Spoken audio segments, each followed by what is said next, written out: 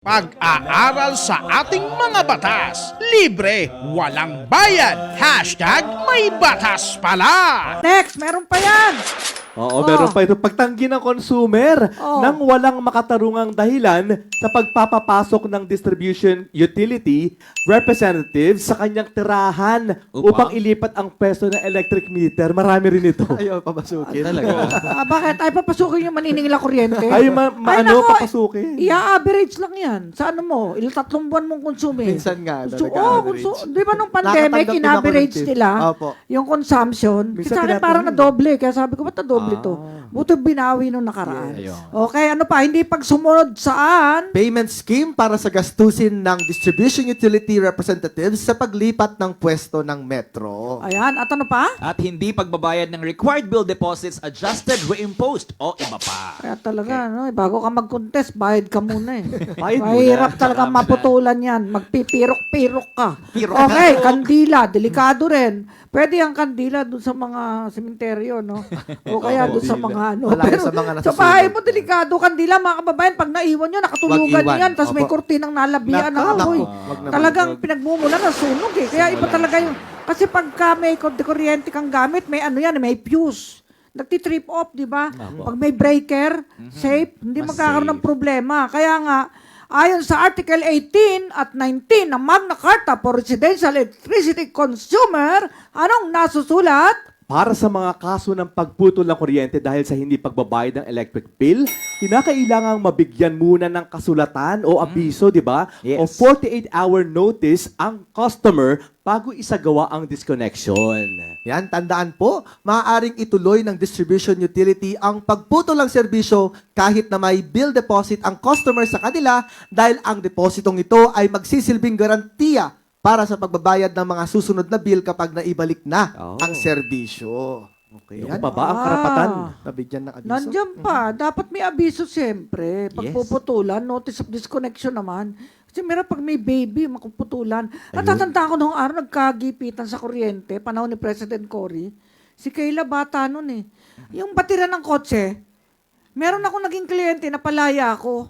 Sabi ko, kawawa anak ko, pawis sa pawis, walang kuryente. Ma'am, gagawa ko kayo ng instant kuryente sa electric pan na Ay, maliit. battery. Oh. Sa battery ng kuryente, dinuktong niya yung electric pan. O di, hindi ako ganun habang natutulog kay Kayla nung bata. O di yung pinapaandar ko. Hindi ko naman bayad nung ano ko yun. Kasi akong bumili ng baterya eh. Tsaka yung electric pan na talagang minsan resourceful ang mga Pilipino. Yes. Nakakatakot maulit ang ganung kasaysayan. Kaya magtipid po tayo sa paggamit ng electric power. Ano pa ba nasusulat? Ayan, ang sabi pa po, kinakailangan din na mabigyan muna ng kasulatan o 48-hour notice ang customer bago isagawa ang disconnection kung siya ay tumanggi ng walang makatarungang dahilan sa pagpapapasok ng DU representative sa kanyang tirahan upang ilipat ang pwesto ng electric meter. Ayan. Okay, ano pa? At ano pa? Hinggil naman po sa kaso ng hindi pagsunod sa payment scheme para sa gastusin ng DU representative sa paglipat ng pwesto ng metro, ang disconnection ay maaari namang ipatupad pagkalipas po ng 30-day written notice sa Alam customer. niyo, kasi nasa Constitution talaga yung due process eh. Kaya wag kayo basta puputol. At kayo ay madidimanda. Pagpunta sa PAW niyan, baka kayo makasuhan pa. Okay? At kung ang may-ari o nakatira sa bahay o establishment o sino mang kumakaton sa kanila ay mahuli. Ito sa akto. Caught in the Mahuli act. sa akto na gumagawa ng mga nabanggit na pinagbabawal na In gawain. flagrante delicto. Ayun, Caught in the act. Oh. Correct. Ayon sa Anti-Electricity Pilferage Law, may kapangyarihan at karapatan ang DU na agad na putulin ang serbisyo ng kuryente matapos magbigay ng nakasulat na abiso o babala tungkol dito. Caught Yan. in the Para act sa na akin, eh. warningan na lang muna. Pag paulit-ulit, at saka Verbal warning. Okay.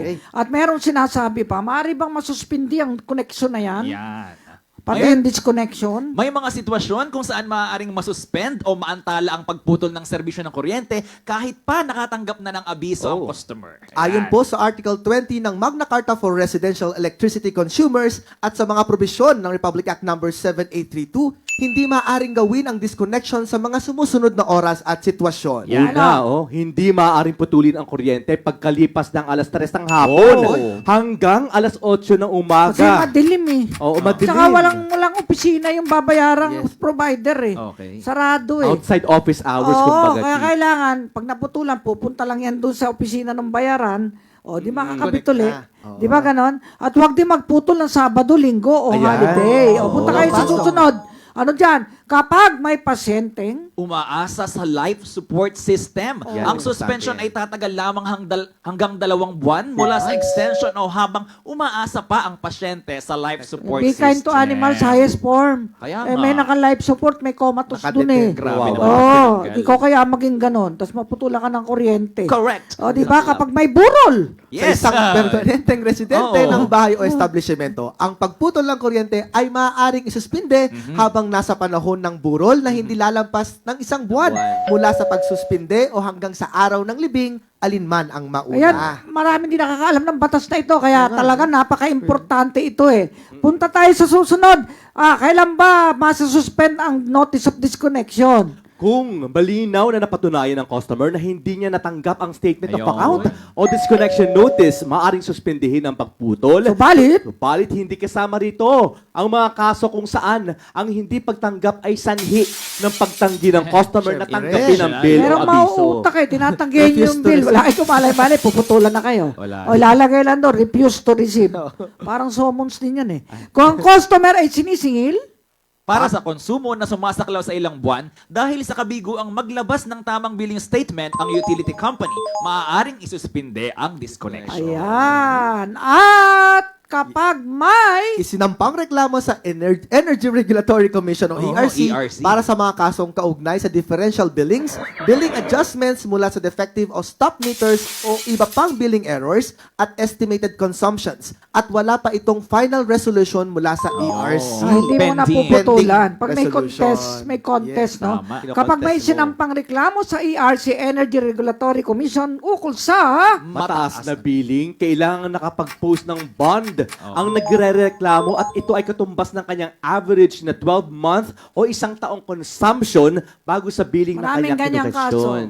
Yung nagkakamali sa billing, ang laki-laki, I-dispute. dati bawat 1,000 lang, biglang naging 20,000 monthly. Lumobo. Tapos sabi nung isang kausap ko, electric pan lang gamit nila, paano naging 20,000 yung bill. So talagang nire-repair sa PAW yan, tinutulungan naman ng mga Yes. PAW lawyers natin. Talagang kailangan alam natin ang batas. Para alam natin ang ating karapatan. Para alam din natin ang depensa kung sakaling tayo ay bibiktimahin ng mga mapang-abuso. Yun, baka may natamaan. Bato-bato sa langit. Tamaan. Huwag magalit.